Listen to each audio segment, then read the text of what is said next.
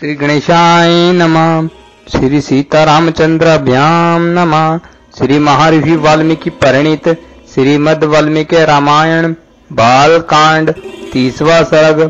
श्री राम द्वारा विश्वामित्र के यज्ञ की रक्षा तथा राक्षसों का संहार।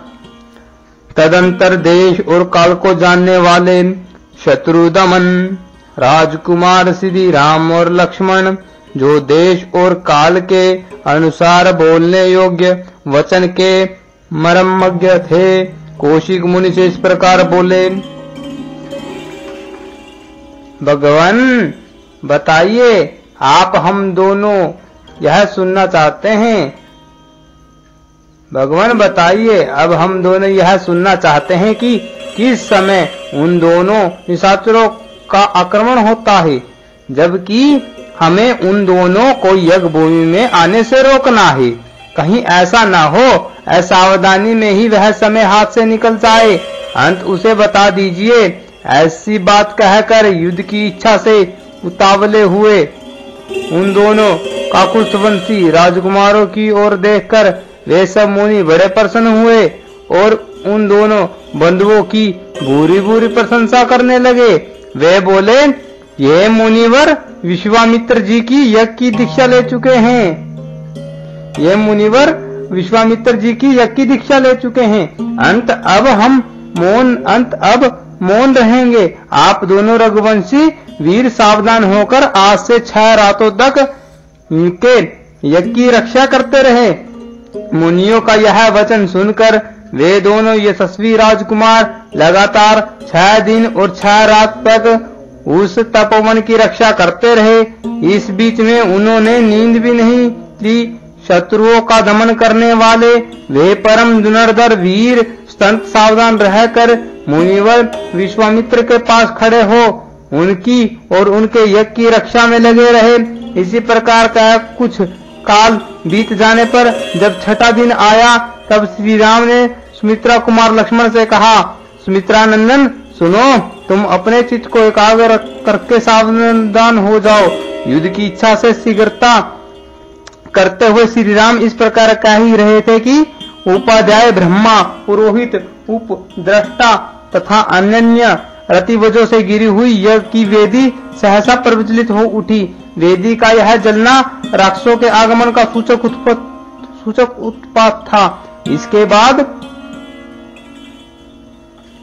इसके बाद कुश, चमस, शत्रुक, समीदा और फूलों के ढेर से शोभित होने वाली विश्वामित्र तथा ऋतिवजों सहित जो यज्ञ की वेदी थी, उस पर आह्वन्य अग्नि प्रज्वलित हुई।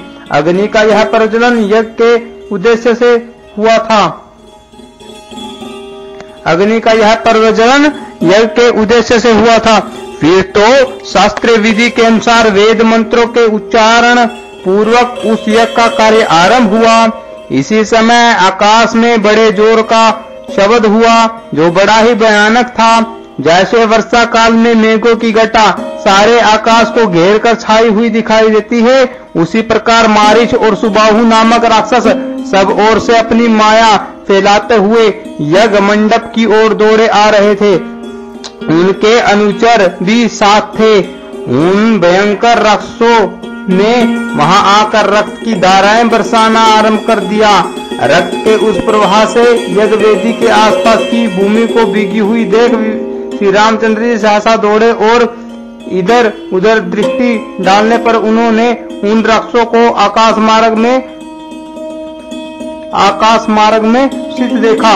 मारीच और सुबाहु को सहसा आते देख कमल नयन श्री राम ने लक्ष्मण की ओर देखकर कहा, लक्ष्मण सुनो, वह देखो, मांस भक्षण करने वाले दुराचारी राक्षस आप पहुंचे हैं। मैं मानव अस्त्र से इन सब को उसी प्रकार मार भगाऊंगा जैसे वायु के वेग से बादल छिन्न भिन्न हो जाते हैं।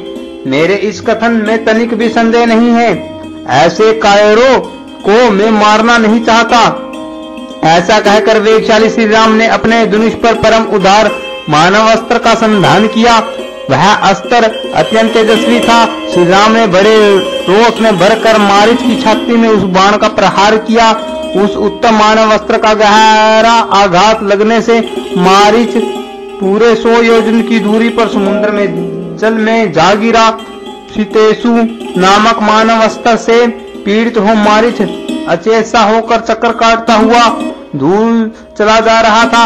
यह देख श्री राम ने लक्ष्मण से कहा, लक्ष्मण देखो, मुनि के द्वारा प्रयुक्त सीतेशु नामक मानवस्त्र इस राक्षस को मूर्छित करके दूर लिए जा रहा है, किंतु उसके प्राण नहीं ले रहा है। अब यज्ञ में विघ्न डालने वाले इन दूसरे निर्दयी, दुराचारी, पापकर्मी एवं रक्तभोजी राक्षसों को भी मार गिराता हूँ। लक्ष्मण से ऐसा कहकर रघुनंदन श्री राम ने अपने हाथ की फुर्ती दिखाते हुए से शीघ्र ही महान आग्नेयास्त्र का संधान करके उसे सुबाहु की छाती पर चलाया। उसकी चोट लगते ही वह मरकर पृथ्वी पर गिर पड़ा। फिर महायशस्वी परम उदार रघुवीर ने वायव अस्त्र लेकर शेष नशाचरों का भी संहार कर डाला और मुनियों को परम आनंद प्रदान किया। इस प्रकार रघुनंदन श्री राम यज्ञ में विघ्न डालने वाले समस्त राक्षसों का वध करके वहां ऋषियों द्वारा उसी प्रकार सम्मानित हुए जैसे पूर्व काल में देवराज इंद्र असुरों पर विजय पाकर महर्षियों द्वारा पूजित हुए थे।